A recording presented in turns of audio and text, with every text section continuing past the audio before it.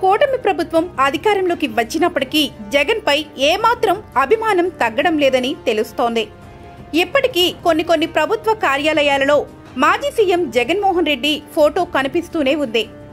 ఇదే రీతిలో Anantapuram ZP chairperson ఛాంబర్లో కూడా మాజీ సీఎం జగన్ ఫోటో కనబడడంతో కూటమి నేతలు ఒక్కసారిగా అక్కడి అధికారులపై ఫైర్ అయ్యారు.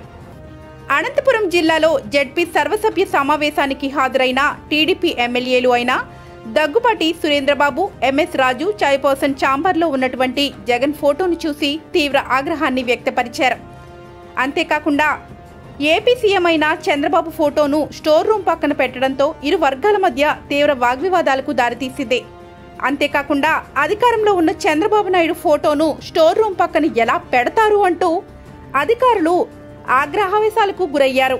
జెడ్పీ చైర్పర్సన్ అయిన గిరిజమ్మ ఛాంబర్లో మాజీ సీఎం జగన్మోహన్ రెడ్డి ఫోటో పెట్టడంతో కూటమి ప్రభుత్వ అధికారులు ఏం నిబంధనల ప్రకారం జగన్ ఫోటో పెడతారంటూ అక్కడే ఉన్న సీఈఓ రామచంద్రారెడ్డిని ప్రశ్నించారు. ప్రభుత్వ కార్యాలయంలో అధికారంలో ఉన్న ముఖ్యమంత్రి ఫోటో పెట్టకుండా మాజీ ముఖ్యమంత్రి ఫోటో ఎలా పెడతారని ప్రశ్నించారు. అంతేకాకుండా కావాలంటే జగన్ పర్సనల్ ఆఫీస్లో అతని ఫోటో పెట్టుకోవాలని, ప్రభుత్వ కార్యాలయాల్లో జగన్ ఫోటో పెట్టడానికి వీలు లేదని మండిపడ్డారు. ఎక్కడ చూసినా ప్రభుత్వ కార్యాలయాలలో మాజీ సీఎం జగన్ ఫోటో పెడుతున్నారని, అలా చేయడం కరెక్ట్ కాదంటూ టీడీపీ ఎమ్మెల్యేలు ఆవేదన వ్యక్తపరిచారు.